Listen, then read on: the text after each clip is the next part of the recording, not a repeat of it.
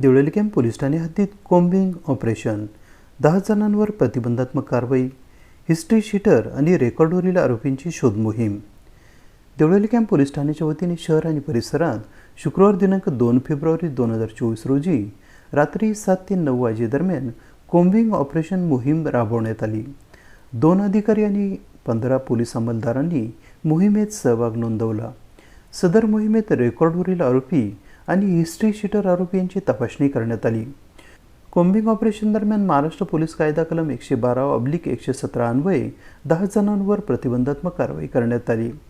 नाशिक शहर पोलीस आयुक्त संदीप कर्णिक आणि पोलीस उपायुक्त श्रीमती मोनिका राऊत यांच्या मार्गदर्शनाखाली देवळाली कॅम्प पोलीस ठाण्याचे वरिष्ठ पोलीस निरीक्षक संजय पिसे यांनी सहकाऱ्यांच्या मदतीने सदर शोध मोहीम राबवली. देवळाली कॅम्प पोलीस ठाणे हद्दीतील हाडोळा, साहचाळ, जुनी स्टेशनवाडी, संसरी गाव येथील रेकॉर्डवरील आरोपी तसे हिस्ट्री शीटर आरोपी यांचे सर्च ऑपरेशन राबविण्यात आले. रेकॉर्डवरील 14 आरोपींपैकी 8 जण सापडलेत. त्यांची चौकशी करून त्यांची नोंद करण्यात आली तर 6 जण सापडले नाहीत. 3 हिस्ट्री शीटर आरोपींपैकी 2 जण सापडले. त्यांचीही सखोल चौकशी करून नोंद करण्यात आली. त्यापैकी 1 जण मिळून आला नाही.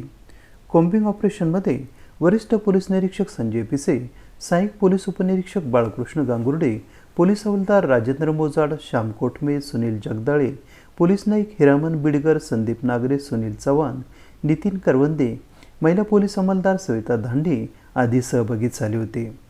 देवळालीतील कोम्बिंग ऑपरेशनमुळे गुन्हेगारांचे धाबे दणाणले आहे. देवळाली कॅम्प पोलीस ठाण्याच्या हद्दीतील इतरही गावात कोम्बिंग ऑपरेशन राबविण्यात यावे अशी मागणी सुज्ञ नागरिकांकडून होत आहे. AB न्यूजसाठी प्रमोद रहाणे, देवळाली कॅम्प, नाशिक.